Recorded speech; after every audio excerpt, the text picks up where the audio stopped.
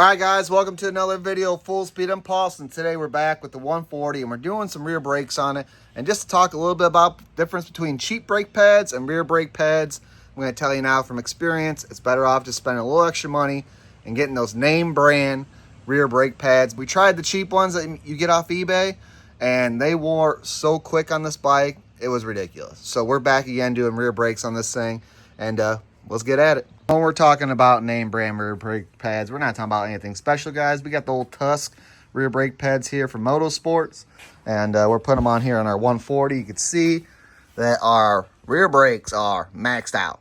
There ain't nothing left. And these things have maybe about 3 rides on them or so. Big rides for sure, but either way, those things wore crazy quick, and we got to get some fresh pads on there because that is a no bueno situation for our big Tennessee trip coming up. So let's get that caliper off and pull those pads out. We're going to push our piston in, and hopefully we don't have to adjust our fluid at all. We're going to see. We might have added fluid when those pads were wearing, which is going to cause too much fluid in here, which means we're going to have to bust that sucker loose to let some of the fluid out, and then we're going to have to do a bunch of rebleeding and all that. But if you never added fluid and all that, you shouldn't have to do that process, which is just going to make this way easier. So let's see what we got going on. All right, so first things first, you're going to want to break these guys loose right here. Woo, and ours are tight. We might have to use the impact. Oh, man.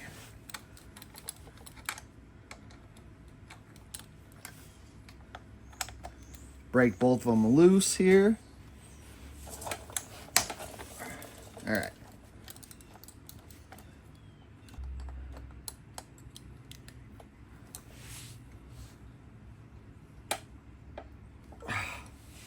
Cool. All right, be right back. All right, we got a little M12 impact driver here.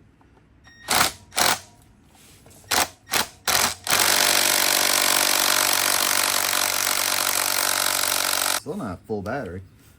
All right, how about now?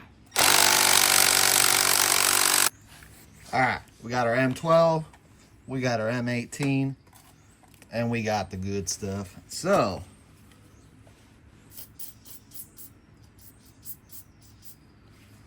let's see what happens now. Full battery power.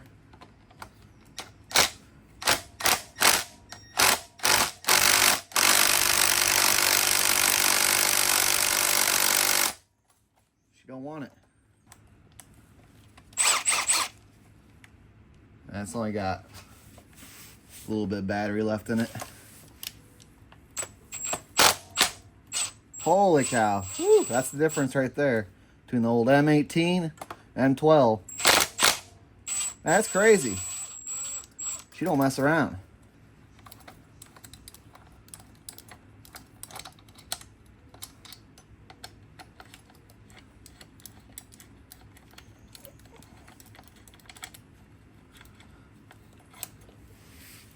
This will slide right off, easy peasy.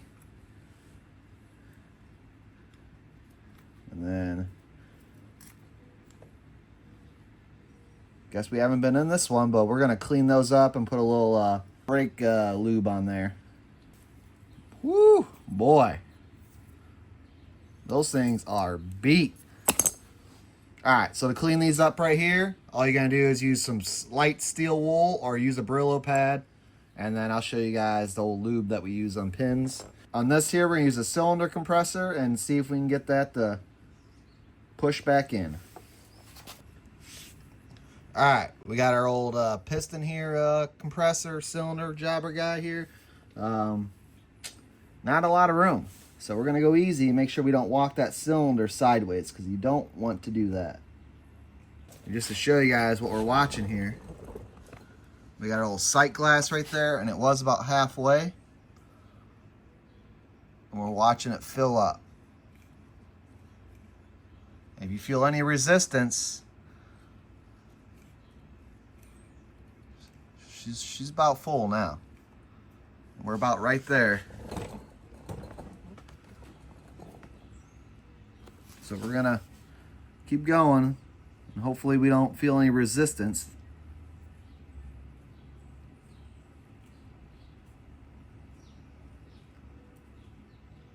All right, that's good. I'm just gonna try to do our best here to clean this up. Not too shabby. Try not to touch the pads too much with your hands.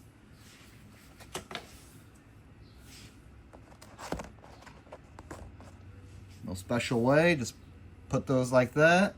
They're gonna go in there. You got your pins. And what we use right here is ceramic brake parts lubricant. Don't put too much on there because you don't want it globbing up and going all over your brake pads. So just like that.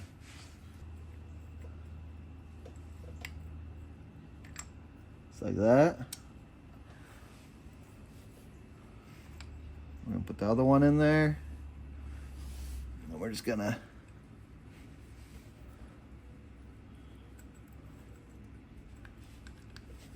don't thread that in yet.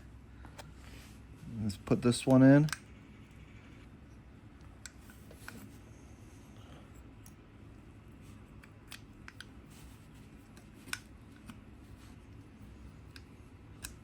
All right, those are in. So now we could thread those in. Stuff isn't anti-seize, and I have anti-seize, but I'm just gonna put a smudge on these threads.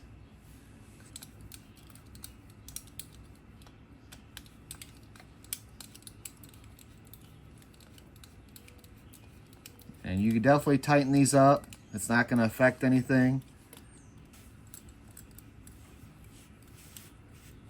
Just like that. Nice hand tight.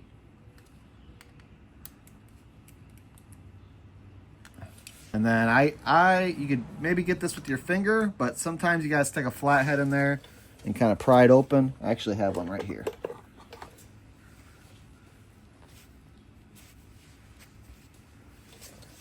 Try not to, now when I do this, like obviously try to be gentle and don't mess the pads up. All right, that's spread open. Looks like it's gonna be wide enough for our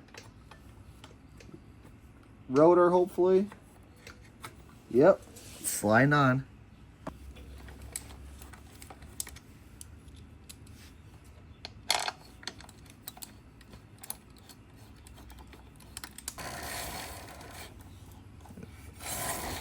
There we go.